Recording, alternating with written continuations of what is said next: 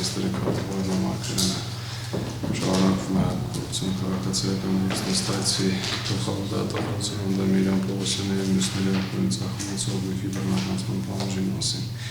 Դատական նստերի կարգավորման խնդրում զեկուցել դատական նստին ներկայացված անձանց կամ նրանց չներկայ պատճառների մասին։ Հարգելի դատարան, դատական նիստին ներկայացել են հայցվորի ներկայացուցիչ Արևիկ Աղոյանը, պատասխանողներ Միրան և Լիա Պողոսյանների, Գագիկ Բադալյանի և Կարինե Մխիթարյանի ներկայացուցիչներ Արթուր Հովհաննիսյանը, Արամ Ողբերյանը։ Գործին մասնակցող մյուս անձինք պատժամիջոցին չեն ներկայացել, միանգամայն տեղեկացնեմ, որ դատարանի բանավոր միջնորդություն է ներկայացրել իրավաբան Կետմետ լրատվական կայքի օպերատոր Տիգրան Ղուկասյանը, վերջինս խնդրել է թույլատրել սույն դատական նիստի տեսանկարահանումը կամ ուղղագրել։ Կինավանձերի դիրքորոշումը տասը գործում մասնակցող ուսանձնի բացակայության նիստ շարունակելու և դատական նիստը տեսանկարահանելու կամ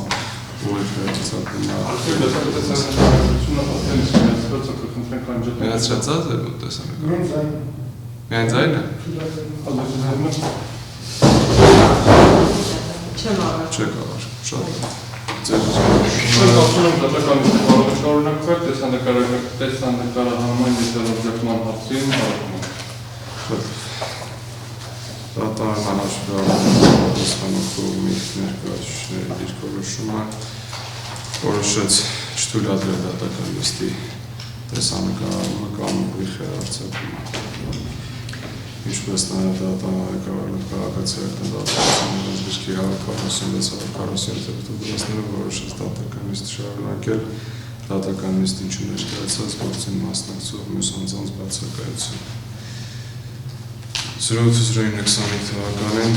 դատարանի գրասենյակի մուտքագրվել հայցվորի կողմից հայցինքի և առարկայի փոփոխություն թույլատրելու վերաբերյալ միջնորդություն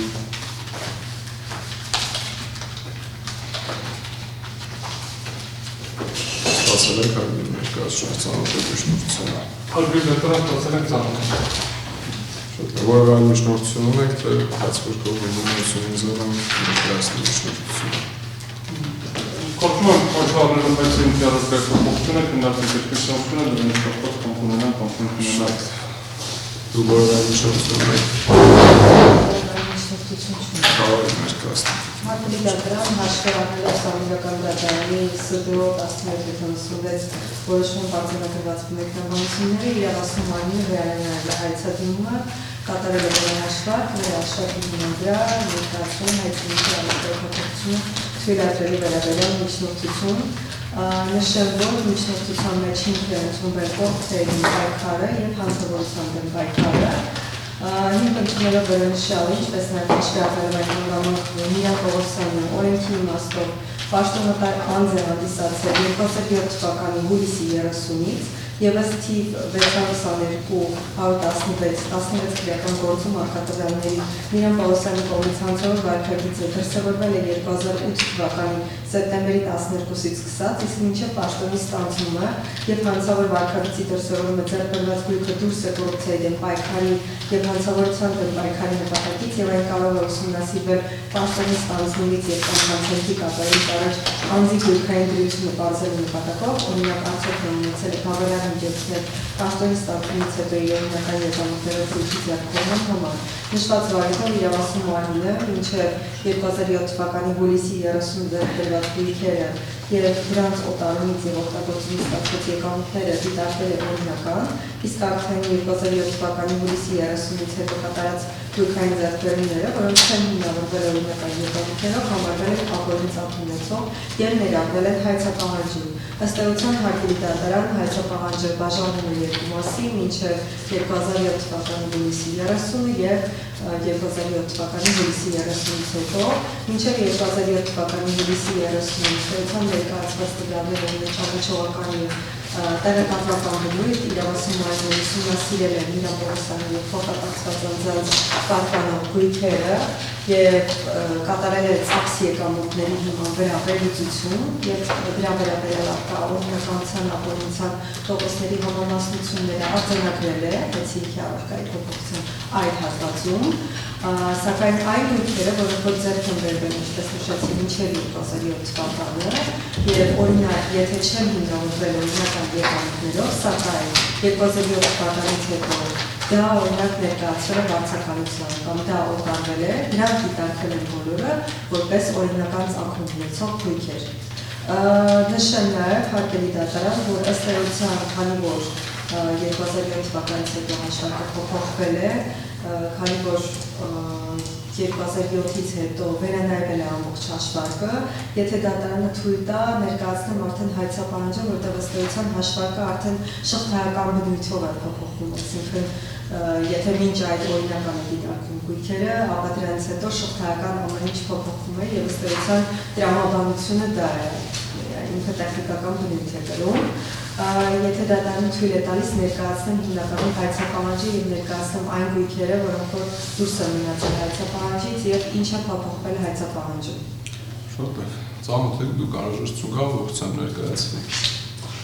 Ալբերտ դատարանաշտերության երկու կարգավորություն եմ ամբողջությամբ ներկայացնել, որ չկա ուղղակի ֆիքսելու համար, էլի որևէ բան ավելացել է։ Նոր գույք հայցապահանջում։ Հա, ֆիքսելու համար, էլի։ Առանցին նոր գույք հարգելի ներկայացուցիչ չի ավելացել։ Կամ դրամական միջոց, որը նախկինում այլ կոպիտ ասած քանի որ դրամական միջոցները են գումարներ են գրված, ես ամեն ասեմ։ Դրամական միջոցը փոքր-ինչ փոփոխվել է, այո, քանի որ հաշվարկը վերանայվել է, բայց գույքեր, որոշակի գույքեր դուրս են մնացել հայցապահանջից, իսկ հաշվարկի փոփոխության արդյունքում դա տրամաբանական է, քանի որ վերանայվում է հաշվարկը, ըստ էության դրական կտրվածքը փոփոխություններ են։ Ասեմ ինչներ հարցեր, նայեք, 11 եւ 12 կետերի հետ է կապված իմ հարցը։ 11 ու 12 թվերը հետևյալն են։ Առաջվա 10-ը երկու կետ, որոնք ունեն քիչ ձևակերպումներ, նախկինում 460 միլիոն մի քիչ էր առաջին կետը, հիմա 1 միլիարդ 300 միլիոն առաջին կետը եւ ձևակերպումները հետևյալն են։ Առաջ այսքան դրամ որպես ապօրինի դրամական միջոցների մնացող, որը հանդիսանում է ապօրինի ծագում ունեցել գույքերի վերափոխման օգտագործման եւ օգտագործման արդյունքում առաջացած գումար, հիմա 1 միլիարդ 300 միլիոն որպես ապօրինի ծագում ունեցել գույքի ստացված եկամուտ։ Գույքի ստացված եկամուտը ոնց վերափոխումը ընդհանրապես ամենաստացվել է միայն եկամուտ, ես ճիշտ եմ հասկանում։ Ոչ, երկուսն էլ կա։ Հա, այսինքն վերափոխումներ եք դիտել որպես դրանից ստացած եկամուտ։ Այո, երկուսն էլ կա։ 11 ապօրինի մնացորդն է, 1 միլիարդ 316 միլիոն 510 հազար 966 դրամ ներկայումս, նախկին 1 միլիարդ 586 միլիոն 809 հազար 188 փոխարեն։ Մի վարքան, մենք ունենք 460 միլիոն եւ 1 միլիարդ 316, 11-ի մասին է խոսքը։ Առաջ 460 միլիոն էր, հիմա 1 միլիարդ 316։ Որպես ապօրինի եկամուտի մնացորդ։ Ապօրինի ծագում ունեցող գույքից ստացված եկամուտ։ Ձևակերպումը փոքր-ինչ փոխվել է, նախկինում 12-ը ներկայացված էր ապօրինի եկամուտի մնացորդի եւ գույք, որը հնարավոր չէ բռնականցել կամ փոխանցվել է բարեկամի ձեռքբերողի, դրա հարագումարն է ներկայացված։ Նախկին գումարը ընդհանուր 6 միլիարդ է, որը գումարային արժեքն էր ապօրինի եկամուտի մնացորդի եւ մյուս դրամային պահանջի։ Հիմա ուղղակի առանձնացվել է, առանձին է ներկայացված։ Բայց 460 միլիոնը ընդհանրապես է դուրս եկել, ես ճիշտ հասկացա։ 460 միլիոնը, որ ասեք, որ տեղագրված եւ Նախկին գործող հայցադիմումի Տեսեք, սկզբնական հայցադիմումը 465 միլիոն 625,637 դրամ որպես ապօրինի դրամական միջոցների մնացորդ է ծրացել։ Հետո երբ որ հայցի առարկան մի անգամ փոխվեց 2023 թվականի հուլիսի 14-ին, այդ թիվը 5 միլիոնով նվազեց, դարձավ 460 միլիոն 153,637 դրամ, որպես ապօրինի դրամական միջոցների մնացորդ, որը հանդիսանում է ապօրինի ծագում ունեցող գույքերի վերափոխման, օտարման կամ օգտագործման արդյունքում առաջացած գումար։ Հիմա գրված է 1 միլիարդ 316 միլիոն 510 հազար 966 դրամ, որպես ապօրինի ծագում ունեցող գույքից ստացած եկամուտ։ Հիմա ոնց որ թե նույն աղբյուրի մասին ենք խոսում, բայց նախկինում 460 միլիոն է, հիմա դառնում 1 միլիարդ 316 միլիոն։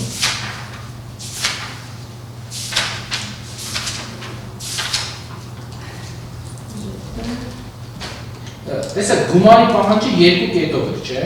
Միշտ երկու կետով է եղել։ 10-րդ կետում կային տարբերություններ։ Երկու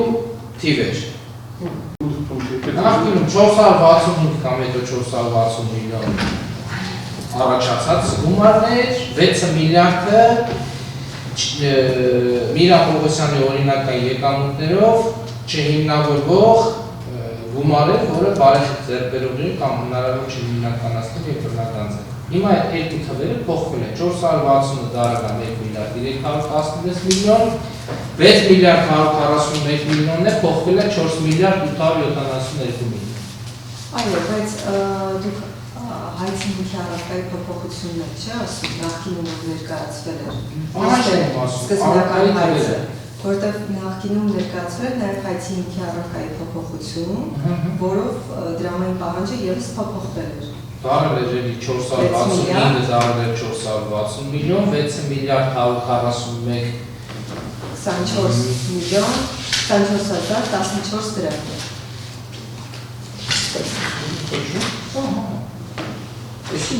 Հիմա այդ ենք ասում, մենք ասում ենք այս թվերի մեջ փոփոխություն է, այս վերջին հայցի առարկայի փոփոխության թվերը լրիվ ուրիշ են։ Երկու թիվն է փոխվել է։ Առաջին թիվը դարձել է 1 միլիարդ 316 միլիոն դրամ, 465 միլիոնի փոխարեն։ Երկրորդ թիվը 6 միլիարդ 141 միլիոն դրամի փոխարեն դարձել է 4 միլիարդ 871 միլիոն։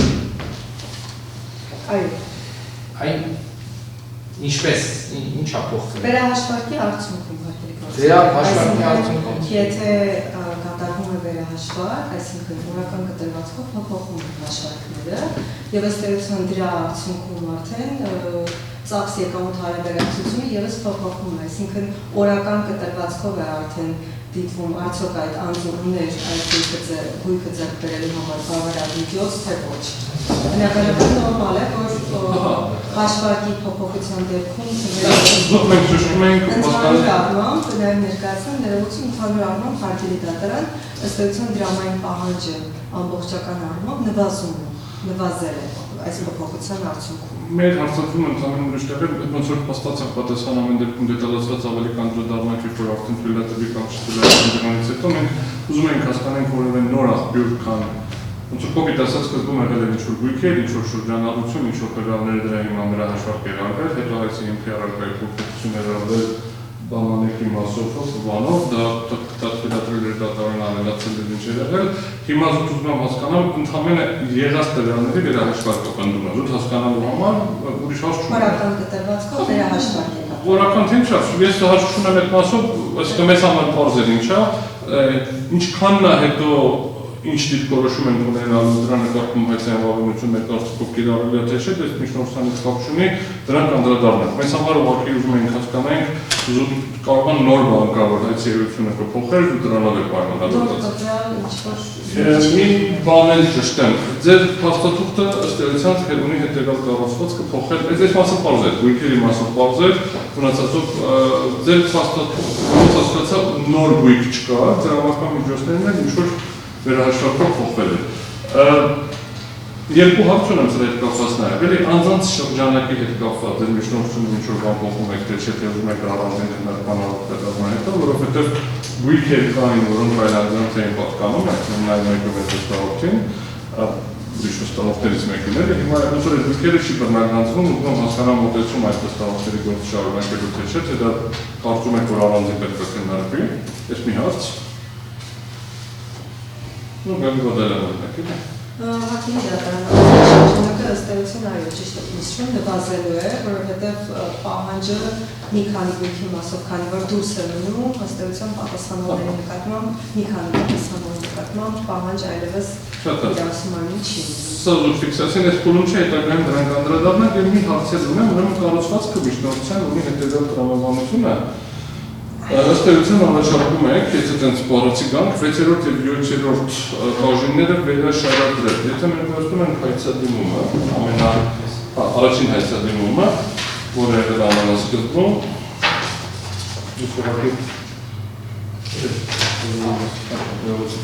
ամենասկզբական հայցադիմումը, ունի հետևյալ կառուցվածքը, որ հետագայում փոփոխությունների արդյունքում կառուցվածքը չի փոփոխվել, ունի նախաբանի հատված։ Միլան Պողոսյանի պատկանող գույքը այդ թվում այն գույքը, որ իրական շահում հանդիսանում է վերջինը։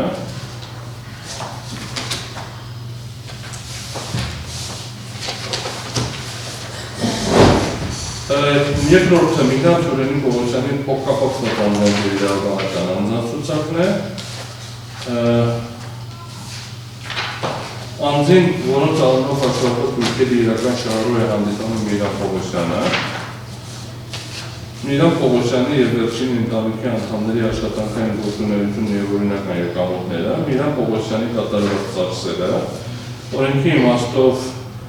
գույքի ձեռբերումը, որը չի հիմնավորվել նրա և նրա ընտանիքի անդամների օրինական եկամուտներով, տարիների հաշվարկ արվում,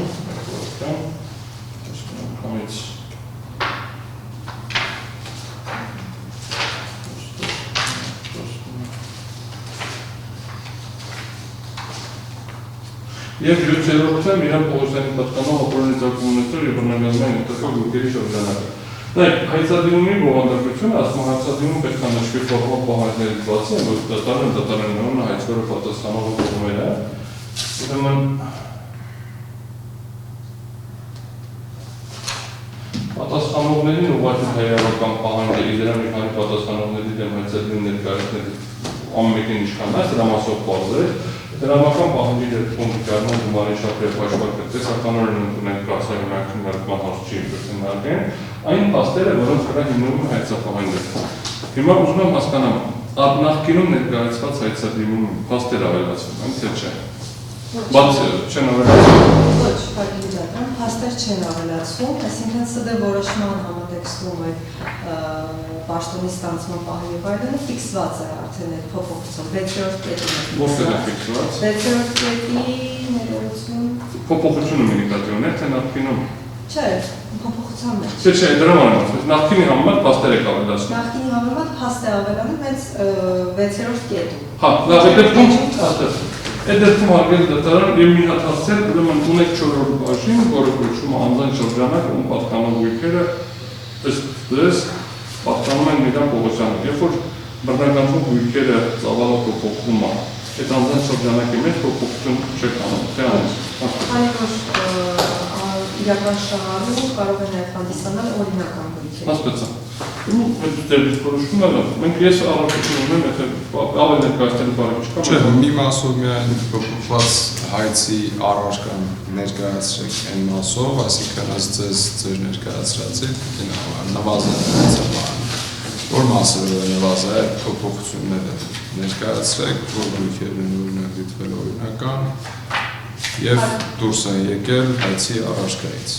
Հայցի առարկայի փաստացի նվազած գույքերի ցանկաճ։ Նշել փաստացի նվազած այն գույքերը, որոնք որ հայցապահանջում այլևս չկան։ Դրանք են քաղաք Երևան Ավան Բուդյակովի փողոց 14/2 տարածքը, դա դուրս է եկել հայցապահանջից, քանի որ ձեռք է բերվել մինչև պաշտոնի ստանձնումը։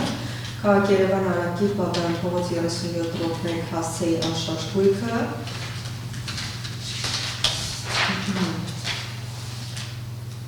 Քաղաք Երևան կենտրոն Երևան Քոչարի փողոց 19 շենքի համար 1 ավտոքնակը, Քաղաք Երևան Ավան Ռոբինյանց փողոց 25/1 լաբորատորիան, Քաղաք Երևան Քանաքյար Զեյթուն Ռոբինյանց 29/4 տարածքը, Range Rover Supercharged Vogue մագնիշի տրանսպորտային միջոցը, Porsche Macan 3T մագնիշի տրանսպորտային միջոցը, Կոտայքի մարզ համայնք Ծաղկաձոր Օրբելի եղբայրների փողոց թիվ 18/1 քոչիչների տարածքը, Քաղաք Երևան Զաքյան փողոց 2/6 հասցեի 0.03 հեկտար տարածքը, Fruitimex SP ընկերությունը, Catering Group SP ընկերությունը, այսքանը հատուկ դատարան։ Fruitimex և Catering Group։ Այո։ Մնացածը Մրգենի, Բանանեք, դրանք բոլորը շարունակում են ներառվածնալ հայցի պահանջին։ Այսինքն Գագիկ Վարդանյանին, Գոհար Նազարյանին սեփականության իրավունքով որպես դիտորսային իրավունքով պահանջ չունեք իրենց։ Եվ դրա համար պահանջը նվազեցվել է։ Ընդհանուր առմամբ, այո, 6 միլիարդից դարձել է մոտ 4 միլիարդ, 6 միլիարդ 141 միլիոն։ 6 միլիարդ 600 միլիոնից ոտ 6 միլիարդ 100 դարձել է 6 միլիարդ 188 միլիոն։ Շատ լավ։ Կարող եք նստել Տիկինավան ձեր դիսկորոշումը։ Հարգել դատարանից վերաբերվում աղբայցի առաջարկի փոփոխությանը մի քիչ ոչ ստանդարտ վիճակում ենք հայտնվել, որովհետև ըստ էության հայցի առաջարկի փոփոխությանը չեն կարողում որտեղ ըստ էության մասնակի հրաժարվում հայցից, ըստ էության ընդհանուր պատասխանաբար այդ հատվածով առարկելու ուղղակի շահագրգռվածություն չունենք։ Միակ խնդիրը, որ մենք կարողում ենք հայցի առաջարկի հիմքերի մասնակի ավելացմանը, որը ըստ էության փոխում է հայցապահանջի էությունը, հայցապահանջի միասնական էություն չի կարող լինել կոնկրետ օրենքի հիման վրա ներկայացված հայցադիմումը, կոնկրետ օրենքի հիման շրջանակներում կա մի շարք իրավական ինստիտուտներ, մի շարք գործընթացներ, այդ թվում նաև սահմանադրական դատարանը առնվազն երկու իրարից տարբերվող գործընթաց հարավացրել, մեկը վերաբերվում է օրենքի 5-րդ հոդվածի առաջին մասի 1-4 կետերին, մեկը վերաբերվում է օրենքի 5-րդ հոդվածի առաջին մասի 6-րդ կետերին։ Ընդ որում դրանք կարող է զուգահեռ իրականացվել, բայց դրանք տարբեր պրոցեսներ են, տարբեր նպատակներ են, հետաքրքրում տարբեր իրավական տրամաբանություն ունեն եւ դրանց իրավական վերլուծիչ դրա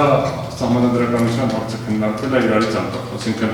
մեկը մյուսի միջոցով չի սահմանադրական դիտարկել։ Եվ ըստ էության սահմանադրական դատարանը արձանագրելով, որ մեկի 5-րդ հոդվածի 1-ից 4 մասը սահմանադրական է որոշակի պայմաններում, 5-6-ը սահմանադրական է որոշակի պայմաններում։ Չի սահմանել օրինակ, որ 5-6-ը սահմանադրական է 1-4-ի հաստատման կամ չհաստատման դեպքում։ Հետևաբար, ի սկզբանե հայցադիմումը եղել է ներկայացված, եւ ըստ էության ուսումնասիրություն իրականացվել է, եւ ըստ էության այս գործընթացը սկիզբը հանդիսացել է ենթադրաբար հանցագործություն կատարելու հանգամանքը, եւ հետևաբար հայցի հիմքում դրված այդ հանգամանքը ուղղակի գրված է, թե գրված չէ, դա ուրիշ հարց է, բայց դատարանը եթե տեսականորեն ընդունենք, որ կարար համարել, որ գրված է եւ գործը արագեցված դատականության շրջանակներում չկարճ է,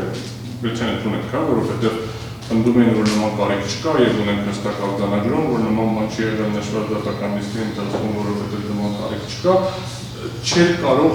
փոխվել հիմքը եւ մտնել լրիվ ուրիշ հիմք 5-6 կետերով սահմանված ընթացակարգերը։ Հետևաբար 5-6-ի եւ պաշտոնավարման կապի հետ կապված փաստական հանգամանքների ներմուծումը հայցադիմում գտնում ենք, որ թույլատրելի չի, որովհետեւ ըստ էության դրա համար պետք է լինի համապատասխան հիմքերը եւ այդ հիմքերի վրա մատնանշում չկա։ Շատ տեսականորեն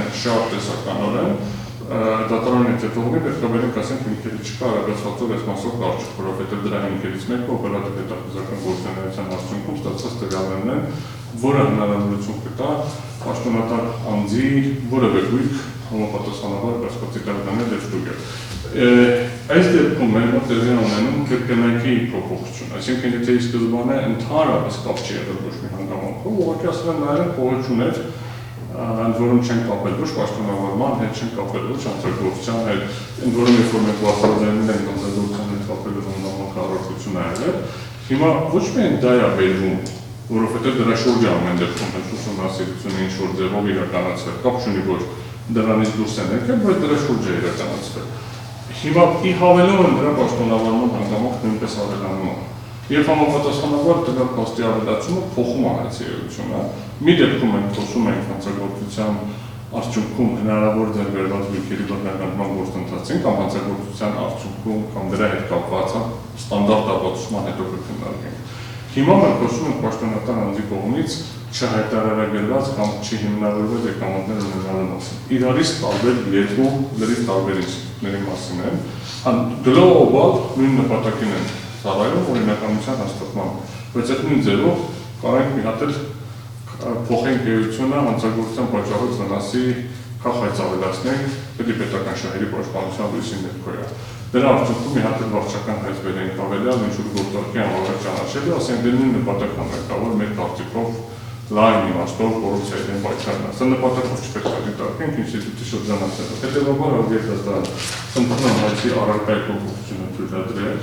հայցի հիմքի փոփոխությունը այնքանով, որքանով վերաբերվում է առարկային, այսինքն հաշվարկներին,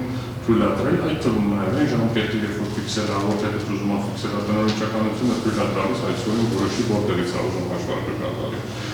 Թույլ չտալ այդ սահմանումը հիմքի ավելացումը, այսինքն այն կետորի ավելացումը, որը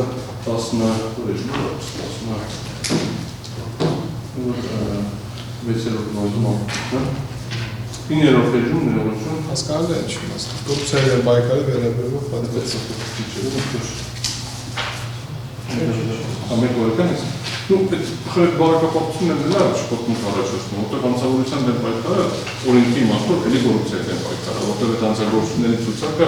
օրենքի իմաստով հակակոռուպցիոն հանցագործություններն են։ Տենց որ դրանք իրականում 5-6-րդ հոդվածով սահմանված են 5-րդ հոդվածի առաջին մասի 5-6-րդ կետերով սահմանված են տվյալները չներառվում, ըստ էության եթե մենք նայում ենք 10-րդ էջը հայցի ինտերնետի փոփոխության հաշվի առնելով այն ամենը, որ իրան փոփոխության ներողություն 9-րդ էջում 9-րդ էջում կա հետևյալ կետումը, որ շուտապույցի վերջից դինո շարունակվում է, հաշվի առնելով սահմանադրական դատարանի որոշման արձանագրված մեկնաբանությունները, ապօրինի ծագում ունեցող ույքի բռնագանման մասին օրենքի ծրագրերի վերաբերել գործող տրանսպորտացիոն ու կիրառություն իրավասու մարմինը հանգում է հետևյալին, համաձայն որոշման հանրային երրորդ կետի ույքի բռնագանման մասին միջամտության օրենքի հետապնդած նպատակների էվոլյուցիայի դեմ պայքարի հանցավորության դեմ պայքարը տալիս է հետո շարունակությունը։ Հանցավորության դեմ պայքարի շրջանակներում այս մասը չեմ ուզում քննարկեմ, կարծում եմ սա չպետք է լինի, արձանագրում եմ որ չստացվի որ կա, բայց եթե ինչ-որ ձևով դա կարա մեկնաբանվի, որ նախկինում ուսումնասիրությունը սրա շրջանակներում ա եղել, հետևաբար մենք մեզ սահմանափակելով սա ավելացնում ենք, παρորքում եմ ավելացնելու դեմ, բայց սա ինչ-որ քննարկման տեղ կարա լինել, ինչ-որ կարանք քննարկենք ենթադրվում է նախկինում չէր ենթադրվում, կարծում ենք չէր ենթադրվում։ Երկրորդ պարագրաֆը, վերջին պարագրաֆը, դրա հետ կապված ընդհանրապես գտնում ենք, որ չի կարող քննարկման ավարտելառնա։ Հաշվի առնելով այն հանգամանքը, որ Բիրան Պողոսյանը օրենքի իմաստով պաշտոնատար անձ է հանդիսացել 30/07/2007 թվականից, շարունակությունը էլի քրեական գործի վրա է հավումանում, իսկ մինչև պաշտոնի ստանձնումը եւ հանցավոր վարքագծի դրսևորումը ձեռք բերված ույքը դուրս է կոռուպցիայի դեմ եւ այլ նպատակից գալիս են գեզրանգման։ Այս որը իրավունք ունի տնօրինչականությունից ելնելով ցանկացած գույք համարել օրինական, դեռ ես առողջություն չունեմ, ինչ-որ համարել օրինական չեմ քննարկում, բուն պաշտոն զբաղեցնելը եւ դրա հետ կապելը, փոխկապակցելը կարծում եմ հնարավոր չի եւ խնդրում եմ այդ մասով նշել։ Մնացած մասով առողջություն չունեմ, նվազեցումը իրականում տարբերությունը շատ մեծ չի, որտեղ հանցավորության ու ենթադրյալ հանցագործության մասին հղումում առնվազն ըստ այս որի 2008-ին է, եթե տենց աշխատանի, տենց քանակի խնդիրը չի, մեզ համար Ուկրաինա իրավական ճիշտ գործընթացը, որովհետև կարա պաշտոնը էական լիներ, եթե մենք ունենանք 5-րդ 6-րդ կետերով սահմանված հիմքեր, ուսումնասիրության շրջանակներում իրականացում դրա հետ կապված, դմանատիպ հայցադիմում, որի հիմքում պետք է լիներ դա։ Դիրքորոշում եք տիկինավարան ներկայացրել։ Հարգելի դատարան, նշեմ, որ քաղաքացիական դատավարության օրենսգրքի 170-րդ հոդվածի 5-րդ մասը սահմանում է հայցի առարկայի կամ հիմքի փոփոխությունը թույլատրելու վերաբերյալ միջնորդությունը դատարանը մերժում է, եթե այն բավարարելու դեպքում փոփոխվում է այն իրավունքը կամ օրենքով պահպանվող շահը, որի պահպանության նպատակով հայցը սկզբնապես հարուցվել է, կամ քննվող գործը դուրս է գալու առաջիացանի դատարանի ենթակայության սահմաններից։ Ամենայն հարգանքով պլանավորվել է այդ ձեր կողմից նշված տեքստում, որից նշում չկատարվեց, թե որ իրավունքն է փոփոխվում, որ շահն է փոփոխվում կամ արդյոք նշված փոփոխության արդյունքում դատարանի ենթակայությունից դուրս է գալիս, որովհետև այստեղ նույն պետական շահի պաշտպանության խնդիրն է, պաշտպանի դատախազությունը, ըստ դատախազության մասին ունեցի, ապօրինական ուսուցիչի բռնականացման վերաբերյալ հայց հարուցելը ընդգրկված է պետական շահի պաշտպանության շրջանակում։ Մենք գտնվում ենք հակակոռուպցիոն դատարանում, ապօրինի ծագումի ուսուցիչի բռնականացման բարույթի շրջանակում, որը որ ներկայացվել է պետական շահի պաշտպանության շրջանակում։ Այսինքն եկեք արձանագրենք, որ այստեղ շահը չի փոփոխվել, իրավունքը ևս չի փոփոխվել, ըստ էության իսկ ապօրինի ծագումի ուսուցիչի բռնականացման գործերով գործերի քննությունը իրականացում է հակակոռուպցիոն դատարանում, այստեղ ընդդատության փոփոխության մասին եւս խոսք չի կարող գնալ։ Հարգելի դատարան, ավելին պետք է նշել, որ ապօրինի ծագումնոցողույթի բռնականացման մասին օրենքի երկրորդ հոդվածը սահմանում է այն օրենսդրությունը, որը կարգավորում է այս վարույթը, որոնք են, եթե ապօրինի ծագումնոցողույթի բռնականացման մասին օրենքն է, քաղաքացիական դատավարության օրենսգիրքը, քաղաքացիական օրենսգիրքը եւ այլ օրենքներ։ Սույն դեպքում, եթե նայենք ապօրինի ծագումնոցողույթի բռնականացման մասին օրենքը, ապա օրենքը ըստ էության կարգավորում է վարույթը մինչև դատարանը եւ ըստ էության դատարանում գտնվող որոշակի մի քանի ընթացակարգեր։ Մնացած մասը արդեն իսկ կարգավորում է քաղաքացիական դատավարության օրենսգիրքով։ Քաղաքացիական դատավարության օրենսգիրքը հայցորին, ըստ էության իրավասու մարմինը այստեղ հանդես է գալիս որպես հայցոր, ունի տեղանուչականության իրավունքից բխող իրավունքներ, այն է հայցի հիմքի առարկայի փոփոխություն, այդ թվում նվազեցում եւ ավելացում, որևիցե իրավական ակտում ամրագրված չէ որևիցե սահմանափակում, ինչ վերաբերում է հայցի հիմքի առարկայի փոփոխությանը, մասնավորապես ավելացման մասով։ Ավելին, Սահմանադրական դատարանի վերջին հայտնի որոշմամբ որևիցե տեղ ամրագրված չէ, որ դատախազությունը չի կարող հայցի հիմքի առարկայի փոփոխություն անել կամ ավելացումը չի բխում իր իրավունքներից։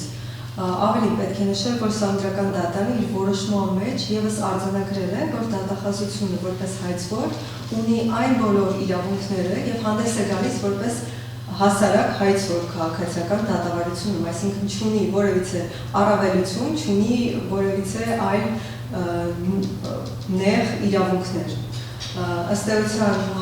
դատախազությունը այստեղ հանդես գալով որպես հայցվոր ունի այն բոլոր իրավունքները, ինչը ունեն մնացած բոլոր հայցվորները։ Եվ պարոն Օրբելյանի կողմից նշված այդ սահմանափակումը, որ հիմքի փոփոխությունը հայցվորը չպետք է իրականացնի, քանի որ դա չի բխում օրենքներից, Սահմանադրական դատարանի որոշումներից եւ այլն, դա կարծում եմ հիմնավոր չէ,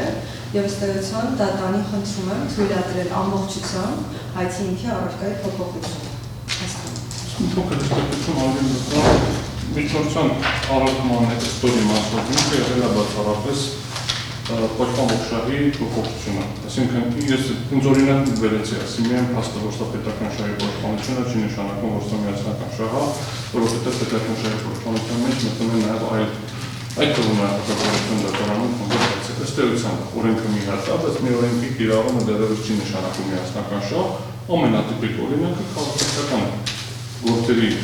ճնշողն է դավաստությունը քաղաքացիական օրենսգրքի շրջանակներում եւ ինքնին պահանջի նմանությունը, դեպքում գումարի պահանջ որպես անում են հարստացում, հետո ասում են փոխեն գումարի բռնականություն որպես աշխատանքի չվճարած գումար երևույթները, ինքը ընդ որում հաստական հանգամանքներ ավելացնելով, մոդել փոխելով, ինքնին դառնում է պաշտպանող շահ։ Ընդ որում դա ինչի է այդպես արված, շատ բարձ պատճառով, կարող ես գնաց այս ներկայացնես, ոչ մի խնդիր չկա, չի զրկում օրենքը նոր այս ներկայացնելով, ու զրկում չի զրկում ուրիշ դաշտում, էլի ինքնին քաղաքացի դատավարական իմաստով, ընտրում, որ իրավունքները պաշտպանեն ծավալով, որ ուզում ես։ Հետևաբար ուզում եմ արձանագրեմ հետևյալը, իմ առարկության, մեր առարկության հիմքում ընկած է ընդամենը մի պարզ հանգամանք, ես չեմ պնդում, որ չի կարող, սույն դատական գործի շրջանակներում կատարվել է նման գործողություն, եւ դատարանը թույլատրել, անկախ մենք կողմ ենք եղել, դեմ ենք եղել, եւ որպես օբյեկտիվ իրականություն կատարված գործողությունը ես չեմ կարող գնահատական տալ։ Հետևաբար եւս մեկ անգամ կարող է ոչ մի արգելք չկա որպես գործողություն։ Եվ դրա համար ես եմ հայցի առարկայի փոփոխության մասով առարկություն չունեմ ասում։ Առարկայությունը ո՞նց մասից հրաժարվել, դա է իր իրավունքը։ Իմանալը կդրվի հայցի մասնակի հրաժարվել, թե կդնի առարկայի փոփոխություն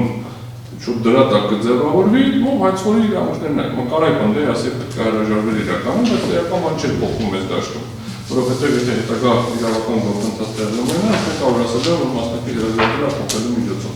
Բայց փաստացի ներամուծվում նոր փաստական հանգամանքներ, որոնք նախկինում չեն եղել, եւ ես հստակ ներկայացրեցի, ինչ եմ ասում, եթե մենք հանցագործության դեմ պայքարի մասով կարանք քննարկել, ես չեմ ասում, որ ինքը կարա փոխի, բայց եղել է մեր հայցադիմում, որը ամեն դեպքում կա պատվել հայցադիմումի մեջ նախկինում հանցագործություն կատարելու հանգամանքին։ Հաշվարկում կապը չի տվել, բայց մենք այս հաշվարկների անալիզին նորմալ չենք էլ ասել, որ նա հասկանանք կապի որ մասը կա։ Հարցրել են կապը կա, ասել են չկա։ Եվ ասում եմ, որ հետևաբար նոր փաստ ավելացնում, որովհետև նախկինում քննարկում էր եկամուտներով չհաստատված գույքը անկախ որևէ հանգամանքից, Հիմա դրա վրա ավելանում է հանցագործության հետ կապը, ընդ որում կապը տրվում ընդամենը ժամանակագրական եւ ավելանում է պաշտոնատար անձի կողմից չհիմնավորված եկամուտ ստանալը։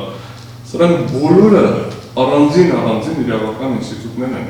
Ճիշտ է, մի օրենքում է գրված, բայց առանձին ինստիտուտներ են։ Եվ ես ընդամենը ասում եմ, որ քաղաքացիական դատավարության օրենսգիրքի իմաստով փոխվում է պաշտպանող շահը։ Մի դեպքում, եթե սահմանադրական դատարանի տերմինոլոգիայով, ասենք այդ տերմինոլոգիան դատավարական իմաստով չեմ սիրում, բայց այս դեպքում ստիպված եմ օգտագործել, մի դեպքում հանցավորության դեմ պայքարի կտորեր,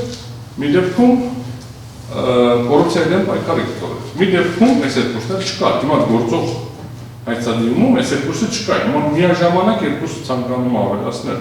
Մենք ասում ենք, այս մեկը չես կարող ավելացնել, բայց կարող քննարկենք բովանդակային հետո, այս մեկը որևէ դեպքում չես կարող ավելացնել, նույնիսկ հետո քննարկելու իմաստով։ Սա է մեր ընդդումը, համապատասխանաբար գտնում ենք, որ հայցի առարկայի փոփոխությունը այն մասով, որ հայցադիմում աներմուծում, հայցի հիմքի ավելացումներ, ավելացնում է գործընթացի որակում, կապում է դա հանցագործության հետ, կապում է դա ենթադրյալ հանցագործության հետ, պաշտոն զբաղեցնելու հետ, ինքնին չի կարող թույլատրվել, որովհետև դա դուրս է գալիս հայցի նախկինում պաշտպանվող առարկայից։ Օրինական էր պարորական, օրինական չէ, ճիշտ հայց էր, սխալ հայց էր, էլի հայց օրենքն օրենսդրականության շրջանակներում են։ Հայցորը ասում է, որ ինձ համար ոչ մի բան կարևոր չի, ես ունեմ մի խնդիր, եթե կա փող, որը չի հիմնավորվում քո եկամուտներով, կապ չունի, պաշտոն զբաղեցրել ես, չես զբաղեցրել, կապ չունի դու դա կապ ունի հանցագործության հետ։ Դե չէ, միևնույն որոշումները մեր չեն վերաբերվում, դա մեր մոդելի ուրիշ մոդել է, ցիտեմ բալոցիորեն 4-րդ մոդելն է մեր ներառվում, որը ենթադրում է չհիմնավորվող գույք, եւ ես բռնագանձում եմ չհիմնավորվող գույքը։ Սա է հայցի առարկան ինստիտուտը սրա շուրջը։ Եվ իրականում ես կարող ոչ մի ապացույց չբերեի, ուղղակիորեն գա, ասել դատավորի դատում դա չի կարող բռնագանձվի, գնա վերականգնի շրջանառեք հետո սահմանադրական դատարանը այդ գործը կհաղթել, որտեղ չէր կարող։ Հիմա փոխում է առարկան, սահմանադրական դատարանի որոշումից հետո իր ձեռնը լավ անում, բայց ես ասում եմ այդ փոփոխության արդյունքում հիմքը չի կարող փոխվի։ Եվ եթե հիմքի մի փոփոխությունը հանցավորության հետ կապը կարանք հետագայում քննարկենք եւ հիմնավորենք, որ սխալ փոփոխություն է տեղի ունեցել, այս փուլում կարանք տեսականորեն այդ մասը թույլ տանք պայմանական, հա, ոչ թե անպայման գործածող վերջնական ազդելու, այլ քննարկման առարկա դարձնենք ինչքանով է փոխվել իմ հայցից։ Երկրորդ կտորը, որը լրիվ նոր բան է, այսինքն Միլան Պողոսյանի պաշտոնավարում անց հանդիսանալու հանգամանքը հարաբերս չի եղել հայցի հիմքում։ Ու հիշեցման կարգով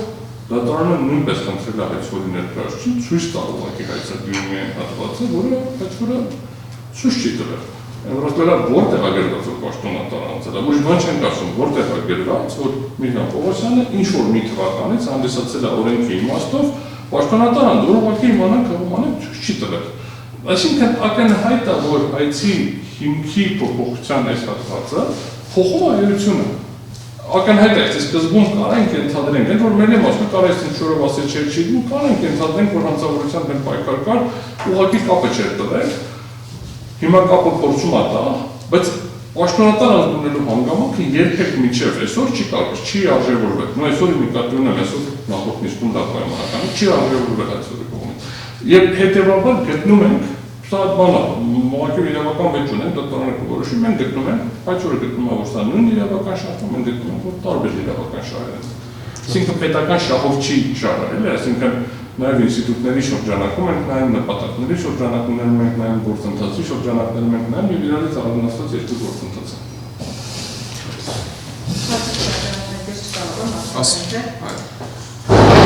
Շահի մասով նշեմ, որ Սահմանադրական դատարանը որոշման մեջ նշել է, որ երկու նպատակներին թեև անդրադարձել է առանձին, սակայն այս երկու նպատակները ինքնուրույն են, սակայն միմյանց բացառող չեն եւ կարող են հանդես գալ ինչպես միմյանց համընկերով կամ փոխլերացնելով։ Այսինքն, եթե շարժվենք պատասխանատու ներկայացուցիչի տրամաբանությամբ, ապա այս դեպքում կոռուպցիայի դեմ պայքարի նպատակը այլ շահ է, հանցավորության դեմ պայքարի նպատակը այլ շահ է։ Եթե այդպես է, ապա այդպիսի արձանագրում պետք է առնվազն իրականացվեր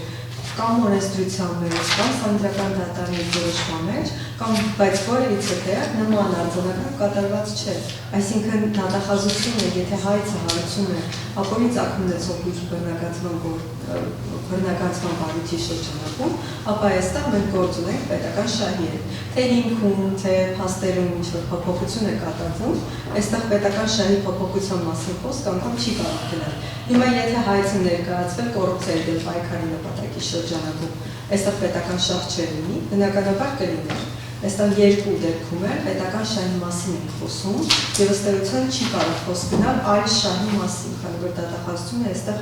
հանդես է գալիս միայն պետական շահի ներքո երկրի դատարան։ Բացի դրանից պետք է նշել, որ Միրան Պողոսյանի պաշտոնական հանդիսանալու վերաբերյալ տվյալները ըստ էության նաև արկա են քրեական գործում եւ ըստ էության այն մեղադրանքները, որոնք որ առաջադրված էին Միրան Պողոսյանին, առաջադրված էին որպես պաշտոնատար անձի եւ ըստ էության Միրան Պողոսյանի պաշտոնատար անձ լինելու հանգամանքը նշված էր նաև հայցադիմում ի սկզբանե։ Այո, միգուցե շեշտադրում այնպես ինչպես հիմա է կատարվում, չէր կատարվել, բայց այն հանգամանքը, որ Միրան Պողոսյանը հանդիսացել է պաշտոնատար անձ եւ նրա աշխատանքային գործունեության վերաբերյալ կատարվել է նշում հայցադիմում, դա փաստ է։ Եվ ըստ էության ընդհանրապես ձևակերպման եւ ըստ էության մանրամասների խնդիր է, թե հայցվոր կողմը ինչպես է ձևակերպում կամ փոփոխում կամ շեշտադրումը կատարում։ Բայց այն իրողությունը, որ Միրան Պողոսյանը հանդիսացել է պաշտոնատար անձ եւ այդ մասին նշում է կատարված եղել հայցադիմում, դա փաստ է։ Այսքան։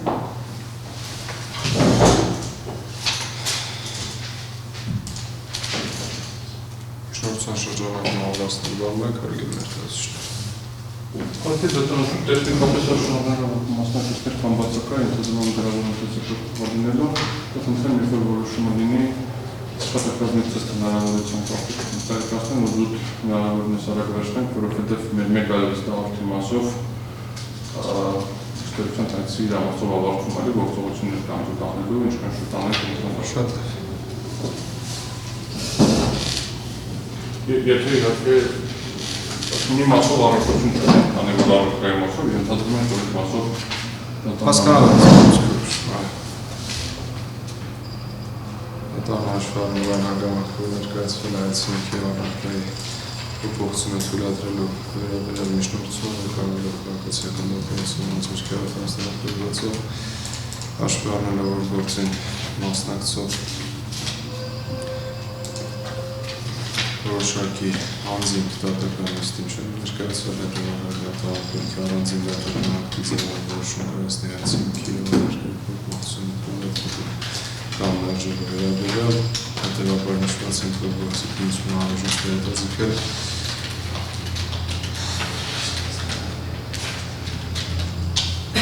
փոփոխված հայցապահանջի մասով ժամկետ անհրաժեշտ է ձեզ Ալգեն դեսկան մեծամեծություն անելու գրավոր դիրքորոշում ներկայացնելու համար զուտ ֆիզիկապես կախված երբ լինելու զուտ ֆիզիկապես ուղղակի ստանալուպայից Եթե ասենք երբ օրից լինի կամ չեմ երեք օրից լինի Դատարան ժամկետ գրավոր կսահմանի ստանալուպայից եթե բավարար Եթե ոնց կախված երբ կարող եմ ես մի շաբաթներ բավարարել եթե շաբաթը սահմանել դի բավարարել Մի հատ էլ խնդրանք եթե հնարավոր է հայցքորին խնդրանք նաև ներկայացնի եթե կբավարարվի էլի ներկայացնի հաշվարկների Excel հաշվարկային աղյուսակը եթե կա զուտ որպեսզի ավելի արդյունավետ կազմակերպել Երբ կարող եք ներկայացնել դիպին Դատարանի ժամկետում, եթե դատարանը շաբաթ խավատրի, տրամադրենք Շատ Նաև արձանագրենք հնարավոր է արդյոք ուղարկել էլեկտրոնային փոստի հասցի Մենք նախորդել ենք ստացել Մենք էլեկտրոնային բավարարում ասում դատարանը եթե սահմանի կխնդրեմ երբ շաբաթի ժամկետ սահմանել Շատ կարող է մի քիչ կոմենտով ապակոպտեն Excel file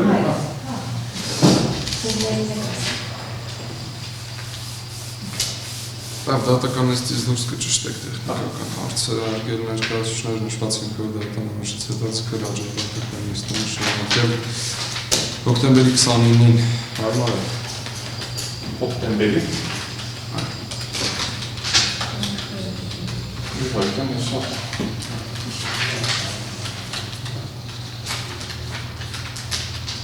Այս հարմար հատիկ չորեքշաբթի օրեր չէ, թե ճիշտ է։ Կարող ենք օրվա ասենք 2-ից 20 դնել, էլի։ Հարմար է բոլոր։ Հոկտեմբերի 29-ին ժամը 14:00։ Սրատական նստավատարում։